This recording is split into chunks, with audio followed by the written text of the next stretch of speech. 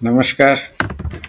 પ્રશ્ન નંબર 114 થી 120 2014 ટેટ 1 પરીક્ષાના સોલ્યુશન આપણે જોઈએ.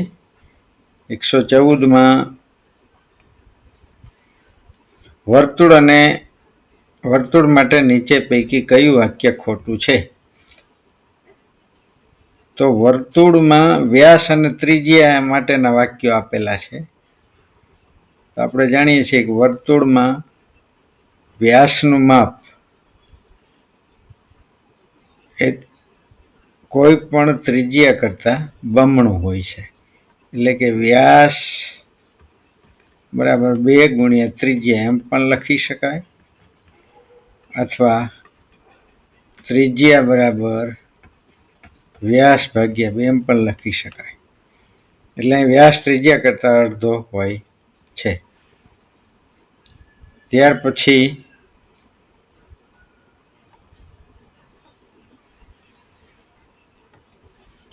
નીચે પૈકી સાચું સમીકરણ કે અલગ અલગ સમીકરણો આપેલા હશે, તો કયું સૂત્ર સાચું છે? તો અહીંયા ખોટ ક્યારે થાય? મૂળ કિંમત વધારે હોય ને વેચાણ કિંમત ઓછી હોય. નફો ક્યારે થાય? આનાથી ઉલટું, વેચાણ કિંમત વધુ હોય ને મૂળ કિંમત ઓછી હોય. પણ અહીંયા 4 સમીકરણો આપેલા હશે આ રીતે. એમાં આ સૂત્ર સાચું છે કે ખોટ બરાબર મૂળ કિંમત ઓછા વેચાણ કિંમત. ત્યાર પછીનો પ્રશ્ન છે 5 + 10 + 15 આ રીતે ક્રમશઃ +100 સુધી જવાનું છે. તો આપણે વિચારી શકીએ 100 ની આગળ 95 હશે, એની આગળ 90 હશે. આ રીતે ક્રમશઃ હશે. હવે અહીંયા આપણે વિચારીએ કે 5 અને 100 એટલે 105. એ જ રીતે 10 અને 95 105. એ જ રીતે 15 અને 90 105. આવી રીતે આપણે ક્રમશઃ આગળ વધીએ તો સૌથી વચ્ચે 50, પછી 55 આવશે. એટલે કે 5, 10, 15, ત્યાર પછી 20, 25, 30, 35, 40, 45 અને 50. એટલે અહીંયા 5, 10, 15 એટલે 3, 4, 5, 6, 7, 8, 9, 10. 10 વખત 105 આવશે. એટલે 10 વખત 105 એટલે 1050. એટલે આ રીતે શોર્ટકટમાં તમે સરવાળો વિચારી શકો. 3.5 કલાકે ઘડિયાળના 2 કાંટા વચ્ચે કેટલા અંશનો ખૂણો બને? તો અહીંયા આપણે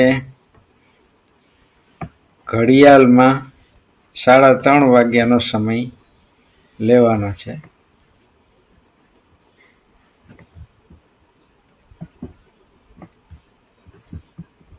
નાનો કાંટો છે એ 3 અને 4 ની વચ્ચે છે. તો કેટલા અંશનો ખૂણો બને? તો સમગ્ર ઘડિયાળમાં 360 અંશનો ખૂણો, આખું સર્કલ પૂરું થાય ત્યારે 360 અંશનો ખૂણો રચાય છે. એટલે કે 12 કલાકમાં 360, એટલે કે 1 કલાકમાં 360/12 બરાબર 30 અંશનો ખૂણો બને. 1 કલાકમાં 30 અંશનો ખૂણો બને. તો અડધી કલાકમાં 15 અંશનો બને.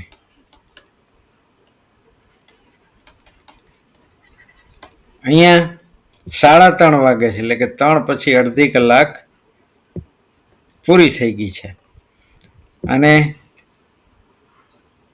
4 થી 5 ની કલાક આખી છે, 5 ની 6 ની 1 કલાક આખી છે, એટલે આખી કલાકના 30 અંશ અને અડધી કલાકના 15 અંશ. આ રીતે 30 + 30 + 15 એટલે 75 અંશનો ખૂણો બને, જે અહીંયા જવાબ છે. ત્યાર પછીનો પ્રશ્ન નોલેજ માટેનો છે કે પાઈની કિંમત કોણે આપેલી? તો પાઈની કિંમત ભારતમાં આર્યભટ્ટે આપેલી છે. ત્યાર પછીનો પ્રશ્ન છે 137 અંશના પૂરક કોણના કોટિકોણનું માપ કેટલું થાય? તો 137 અંશનો પૂરક કોણ એટલે બેયનો સરવાળો 180, એટલે 180 માંથી આપણે 137 બાદ કરીએ તો આપણને 43 મળશે. એટલે 137 નો પૂરક કોણ 43 થશે. હવે 43 નો કોટિકોણ એટલે એમાં કેટલા ઉમેરીએ તો 90 થાય? તો એમાં આપણે 47 ઉમેરીએ તો 90 થાય, એટલે અહીંયા 47. રૈખિક ખૂણાઓની જોડની બાબતમાં શું સાચું? રૈખિક ખૂણાઓની જોડની આકૃતિ તરીકે રૈખિક જોડના ખૂણાઓ હંમેશા એક સીધી રેખા બને અને એક કિરણ સામાન્ય હોય. એટલે કે અહીંયા ધારો કે આ રીતે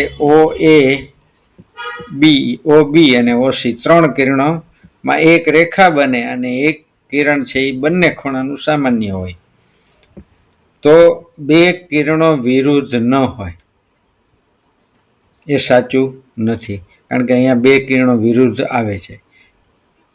કિરણ OA અને કિરણ OB વિરુદ્ધ કિરણો બને છે, એટલે કે બે વિરુદ્ધ કિરણો ન હોય તે બાબત સાચી નથી.